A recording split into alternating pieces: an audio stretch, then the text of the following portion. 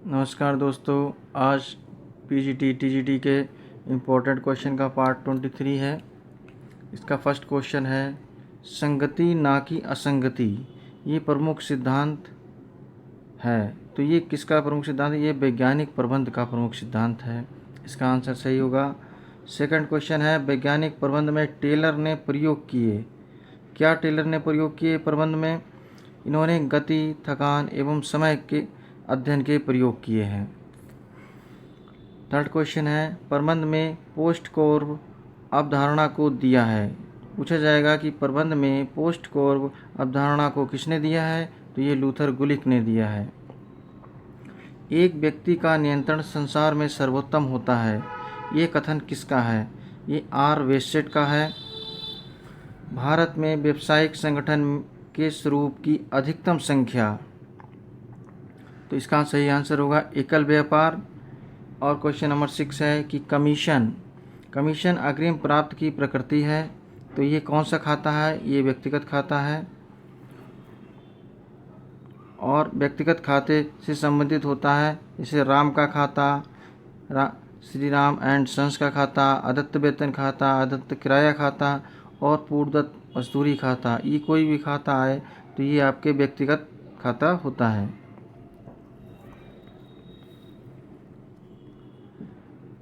7 question है, उपभोक्ता संतुलन के लिए आवश्यक दशा है। तो इसका फार्मूला ये वाला सही होगा, MUX/MUY = PX/PY। क्वेश्चन नंबर 8 क्या कह रहा है कि जब मांग का नियम क्रियाशील होता है तब क्या होता है? तब मांग वक्र नीचे की ओर गिरता वक्र होता है। व्यापार चक्र का सर्वाधिक समान स्वीकृति सिद्धांत कौन सा है? तो व्यापार चक्र का सर्वाधिक समान स्वीकृति सिद्धांत हिक्स का व्यापार चक्र सिद्धांत है। किसका? हिक्स का व्यापार चक्र सिद्धांत। सांख्यिकी की गणना का विज्ञान है। सांख्यिकी की गणना का विज्ञान है, ये कथन किसका है? ये कथन बाउले का है। विभेदात्मक मजदूरी पद्धति की घोषणा की किसने की? FW टेलर ने की। और आयकर है एक, क्या आयकर एक है? ये एक प्रत्यक्ष कर है।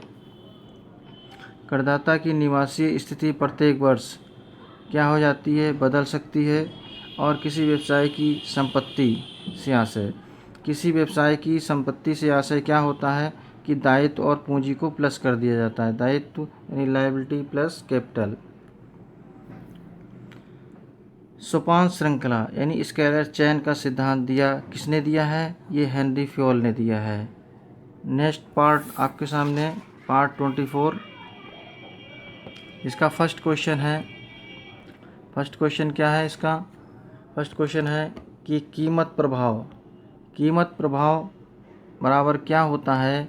यानी कीमत प्रभाव = आय प्रभाव प्लस प्रतिस्थापन प्रभाव होगा।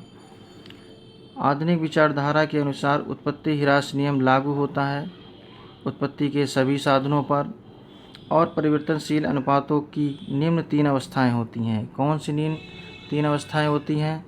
उत्पत्ति वृद्धि नियम, उत्पत्ति समता नियम और उत्पत्ति ह्रास नियम। ऋतुनिष्ठ विचरणों को उत्पन्न करने वाले सबसे महत्वपूर्ण कारक कौन है? मौसम और सामाजिक रीति रिवाज। कालोत्क्रमण परीक्षण की संतुष्टि तब होती है जब P01 = P10 = 1 होता है। निम्न में से कौन सा भारत सरकार की आय का सबसे बड़ा स्रोत है? तो प्रत्यक्ष कर है ये, और प्रयोजन किया जाता है क्रियात्मक कार्यों के लिए। ऋण पत्रों पर कटौती एक स्थगित आयगत व्यय यानी अवास्तविक संपत्ति है। औपचारिक समूह के माध्यम से तथा उसके कार्य द्वारा संपादित करने की कला प्रबंध है। ये कथन किसका है? हेराल्ड कूच का है। पूंजी निर्माण की प्रक्रिया निर्भर करती है किस पर? बचतों पर निर्भर करती है। और भारत में राष्ट्रीय आय की गणना राष्ट्रीय सांख्यिकी संगठन द्वारा की जाती है, जिसकी 3 विधियां हैं, आय विधि, व्यय विधि और आय एवं व्यय विधि।